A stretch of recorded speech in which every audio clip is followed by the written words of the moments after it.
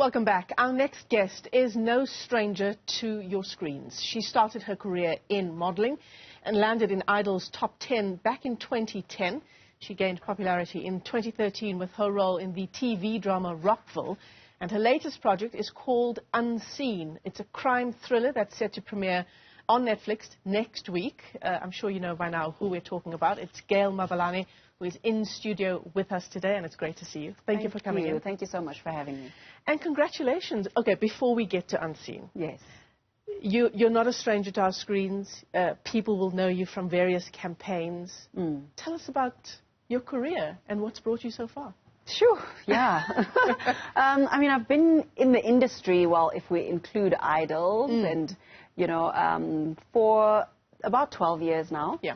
And it's just been an incredible journey. I think it's been sort of steady and slow and very, I think I'm grateful that, you know, every year has sort of, things have happened gradually, that it hasn't been this instant, you know, from this to the, you know, top of the mountain kind of experience.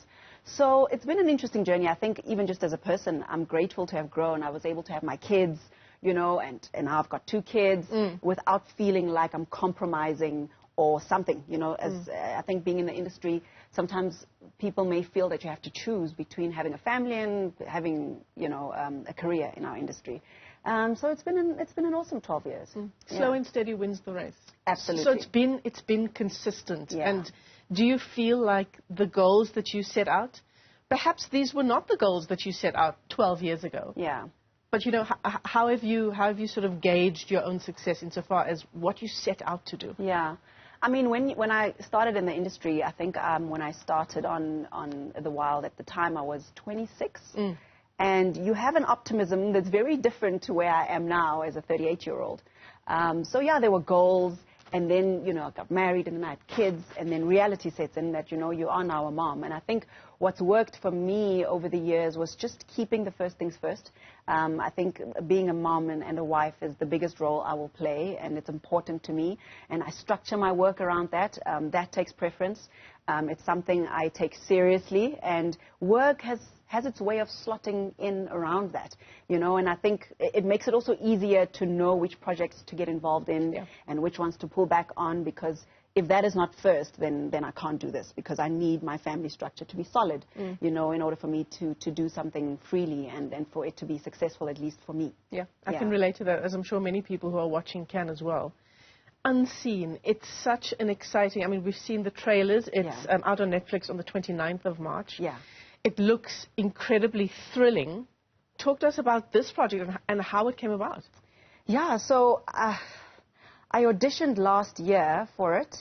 And to be honest, it was one of those auditions that I was just like, I'm probably not going to get it, you know. I mean, this is a story of a domestic worker who goes through a lot, to sum it up. And I auditioned, and when I got the call back, I was just blown away at first, because it was an incredible script. You know, I'd seen sort of the character brief, and something in me just said I had to do it, because it was something I'd never done before. I mean, I think my roles have been great, but they've been safe. And for the first time, I was able to step into a world where emotionally, physically, I'm going to be challenged. I mean, that's huge, isn't it? It is everything an actor dreams of. I think you want roles that push you out of your comfort zone. You want roles that take you emotionally places you've never been before. And Zenzi is a character that really pushed me emotionally. Even to emotional places I'd been, but I was too scared to tap into just as a person. She just forced me into those places. So what do you tap into? Because, and I mean, I don't know what that must be like, but as an actor, you look at a role and you think, I don't know if I'm able to do that. Is that what sort of attracts you to a role like that, the fact that it is so difficult to see yourself in that role? I think it's the ability to tap into the emotions that make the character human. You know, Zenzi is a domestic worker, and she's on this journey to try and find her missing husband, and she's a mom, and she's faced with a lot of challenges, and she gets entangled in this underworld, you know, that her husband was involved in, and she's having to navigate that. So bringing the character to life is allowing myself to emotionally be in those positions. And it's not something you think. You don't think, oh, I think this is what's gonna it's going to feel like. Because it is so foreign to you, isn't it? Yeah, but it's something you feel. And so in order for it to be portrayed authentically, you have to experience those emotions, not only emotionally, but physically in your body. So what was interesting for me filming this show was physically my body, I started needing a chiropractor. I started physically getting sick. I remember one time actually waking up in the middle of the night with a panic attack. And I was like, what's going on? Why am I having a panic attack? Wow.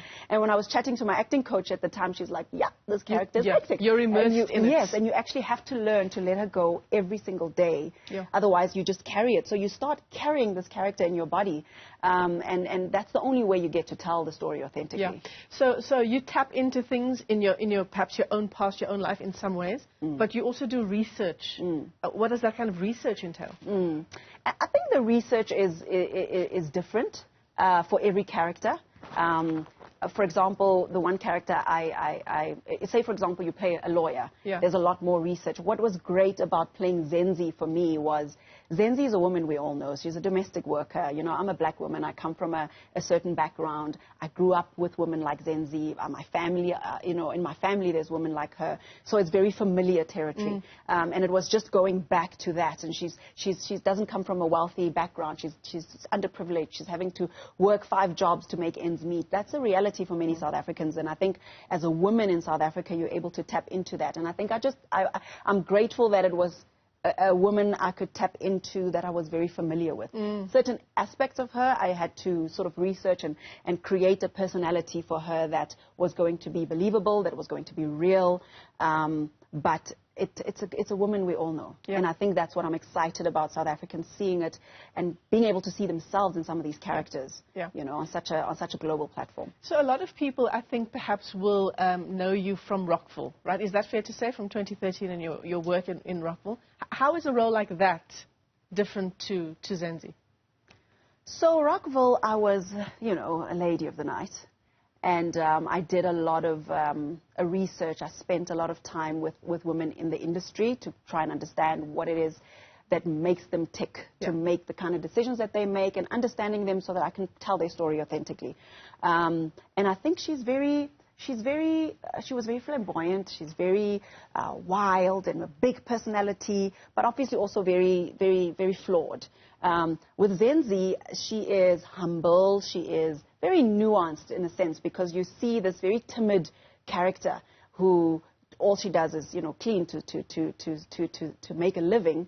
But at the same time, she has this side of her when it comes to her family that she's this mother who's just protective, you know, and she would do anything for her family. So you see her being very timid, but then you also see this very dark side of her that comes to life when it comes to having to protect her family. So it's it's completely different characters, and I think what's great is we live in a society that's very colorful, and we just have to look around. I love watching people. I love sitting and just observing human behavior, because then you get to bring that with you when you play a character.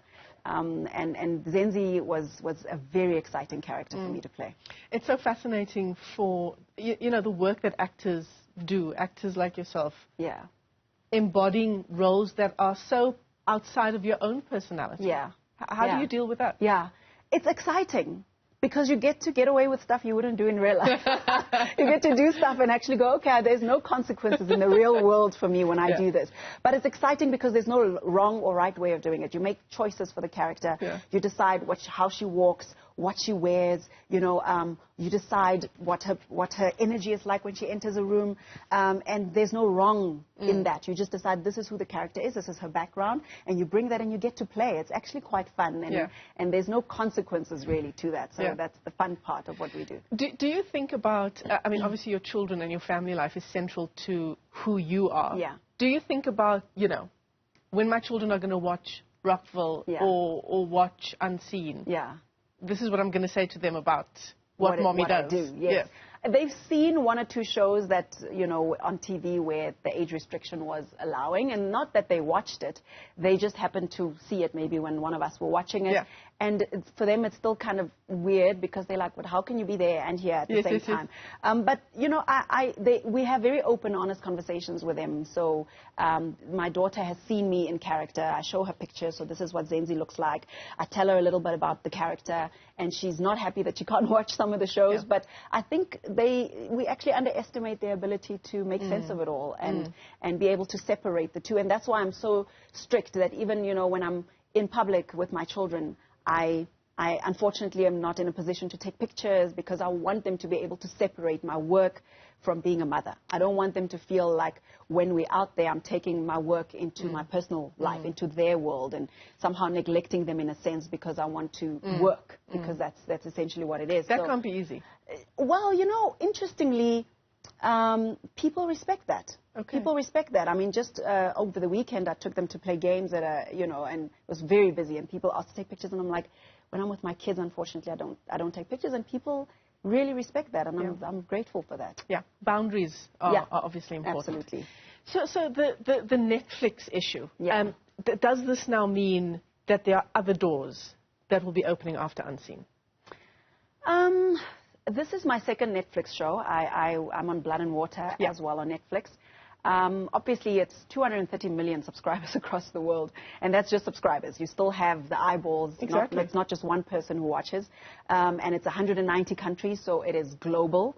I think what I'm excited about is our authentic stories being told on a platform like that, where people get to see a bit of Cape Town that they've never seen before. I mean, we're not shooting in the fancy parts of Cape Town only. There's also, you know, the parts where people experience poverty, and for that to then be seen across the world. I think what I'm excited about is really just South Africa being seen in a light, and our stories being told in that light. I don't have any expectation around what is it going to do for me. I think I'm open to whatever comes, and if doors do open, then I'm grateful, and if it just means we get to tell an incredible story and I get to be part of it, then that's also great. I don't have particular expectations. I think whatever comes would be great, but at the same time, I'm just grateful to have been part of this production. So next Wednesday is when, is that right? Yes, the 29th, next Wednesday, the day after my daughter's birthday. So your parting shot for people about why they should watch the show. Oh, first off, it's a crime thriller. I think it's something exciting for the South African television industry. We've got incredible cast members on this. We've got Rapulana, we've got Dineo Olanga, we've got Brandon Daniels. I mean, it's just a power cast. And everybody brought 110% to this production. I don't think there's anyone who came in and didn't give their best. It's a very compelling story. Zenzi takes you on an incredible journey. There's so much I can't give away, but when you watch, you will understand why you will be on the edge of your seat the whole time. Because every episode ends and you're just like, oh my gosh, what's next? And then it's literally like you're going to binge watch this show, because it's I was not about to say, it's perfect for a binge watch. Absolutely. It's not the parts, kind, right? 6 parts, yes. It's not the kind of show you go, okay, let me pause, I'll watch another episode tomorrow. And yeah, it's just great to be part of an incredible South African story being told. South African stories being told by South Africans. Absolutely. Yeah.